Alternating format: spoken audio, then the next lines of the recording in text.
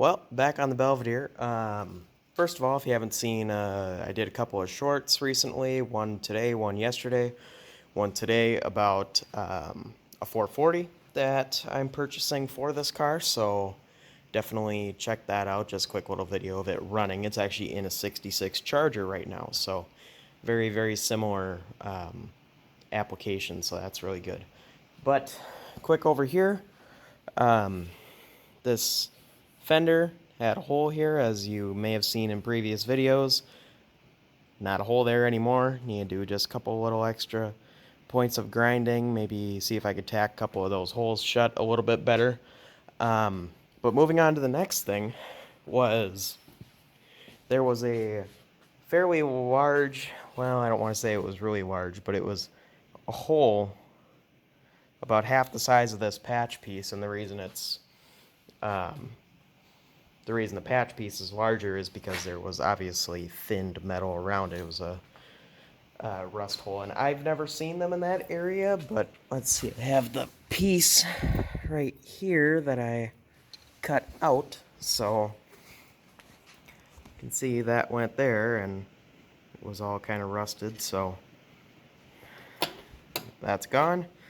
And now we got new metal in here. So what I did is I had a piece that was a little bit larger on all sides, and then took my body hammer here and kind of pounded it to the shape of this kind of contour here, because it sweeps up here and it curves here, so it's kind of a complicated piece.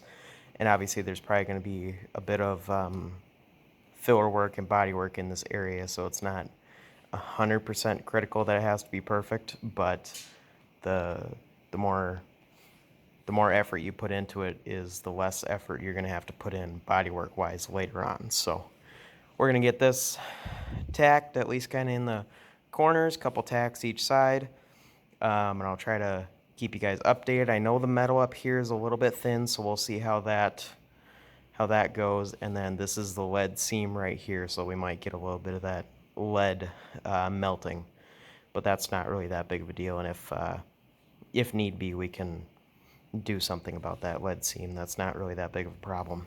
But yeah, I'm gonna get the welder fired up, get this kind of tacked in place. I'll try to get you guys in before I have it done, but maybe you'll just see it when it's all kind of done and about to grind it through. So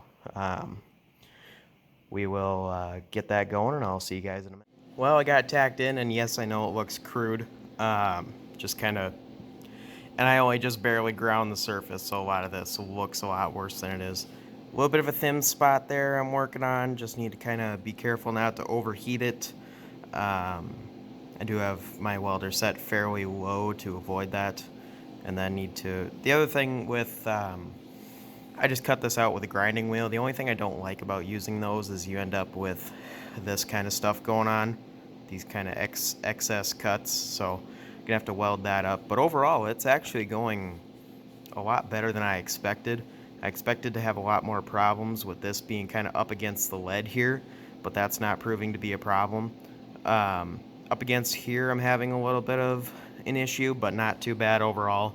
Should be able to get the rest of this welded up, grind down fairly smooth, and it will probably be a little bit of a low spot, but obviously we're going to have filler work done here. So anyways, I'm going to get back to welding, and I'll give you guys an update in another minute or two. Well, I got it mostly welded up, and I need to do some more grinding. This looks bad just because of the nature of it, but this is a low spot right here. This has become a little bit of a low spot just because the patch was actually downset a little bit further than I intended.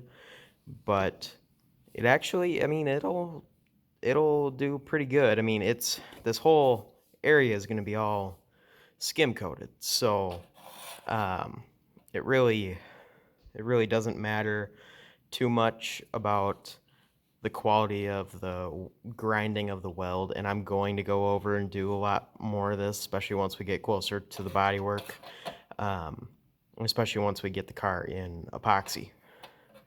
But as you can see, if I can get this to stay, that's what we had, and that's where we're at. So But anyways, um, looks pretty good. I was just gonna spray a little bit of something over it quick. This protective stuff. So just something on it for now, but it doesn't really matter. I could just leave it bare. It's not gonna rust or anything really. It's fairly dry in here, but just to also give myself a little bit of an idea on it, I was just gonna do a little.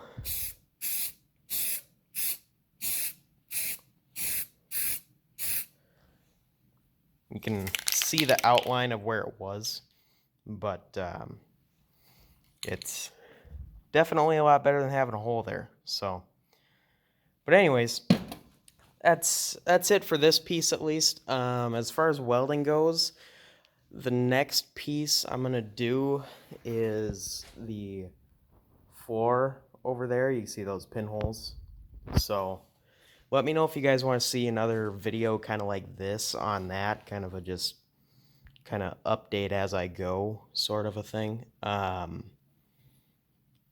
In the future, I'd like to get tripod set up and actually show action being done rather than just doing updates, but just kind of what I'm doing for right now. And then after that, the other welding will be this quarter panel. There is, I'm trying to remember where, there's a couple of pinholes right on here, and then there's a hole right there, as you can see. But otherwise good. Front of the wheel's good, so that quarter should be pretty easy. And then the last piece of welding, hopefully, will be that quarter, which you can see is a little bit of a mess, but I have that patch panel that's sitting on the roof right there, so that shouldn't be too hard. Oh, and then another thing, the quarter on this side, right kind of up under here, it needs a little patch, right? Yeah, there's about a 3-inch by 2-inch section that attaches to the quarter skin that needs a little bit of a patch, but I mean, around windows and everything, that's all good. So not a lot of welding to do on this car, and I have been underneath it, no structure rot, nothing like that, so got pretty lucky when it comes to overall. The welding side of it is not, there's not a lot to it. So, but anyways, that's pretty much it, and I'll just keep on doing updates pretty much every day if I can, you know. So, and there are some other things. I got like some family things going on in a couple weeks, so it'll be a little bit of a quiet time for that period. But other than that, I'm gonna just keep on trying to crank it out every day. So anyways, that's pretty much it, and I'll see you guys in the next one.